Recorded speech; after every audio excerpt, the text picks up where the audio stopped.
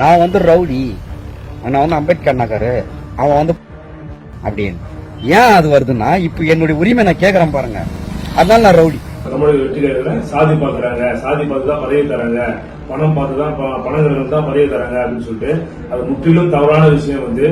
ஏன்னா நானும் வந்து ஒரு எஸ்சி தான் நானு. ஏன்னா எஸ்சி வந்து ஒதுக்குறாங்கன்னு சொல்றாங்க. அப்படி இருந்தா நான் இது ஒரு மாவட்ட செயலர் சீட்ல உட்கார முடியும்.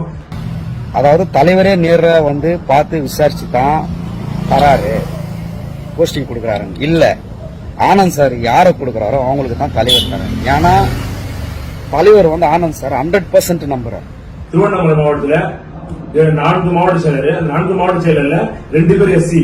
அப்போ தமிழக வெற்றி கழகத்துல சாதி பார்த்து ஒதுக்குறாங்கன்னா நாங்க இப்படி 2 பேர் வந்து மாவட்ட செயலராக இருக்க முடியும். அதனால உழைப்பு மட்டும் தான் வந்து முழுக்க உழைச்சவங்களுக்கு மட்டும் தான் பதவிங்க. நான் வந்து 12 வருஷமா இருக்கேன். நான் 12 வருஷமா இருக்கேன். என்ன கட்சியிலேயே இல்லைன்னு சொல்லி ஆனந்த் சார் சொல்லி சத்யா கிட்ட சொல்றேன். அப்படி உழைச்சதால தான் நாங்க வந்து 2 மாவட்ட தலித் மாவட்ட செயலராக இருக்கும். ஆரணி ஹரிசு வந்து தாவைக்கால வந்து பதவி தரல அப்படின்னு சொல்றாரு. எப்படி தருவாங்க? இவர் வந்து அருண் விஜய் ரசிகர் மன்றத்துல ஒரு பொறுப்புல இருக்காரு. இவருக்கு எப்படி அந்த பொறுப்பு எப்படி கொடுப்பாங்க பாருங்க.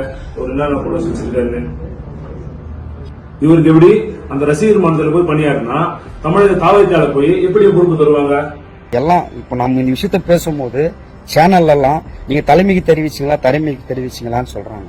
தலைமை வந்து எங்களை ஒரு நாய் மாதிரி ட்ரீட் பண்ணுங்க. அவருக்கு பிடிச்சவங்க மட்டும் தாங்க உள்ள போக முடியும். ஒரு நாயோட கேவலமா ட்ரீட் பண்றாங்க.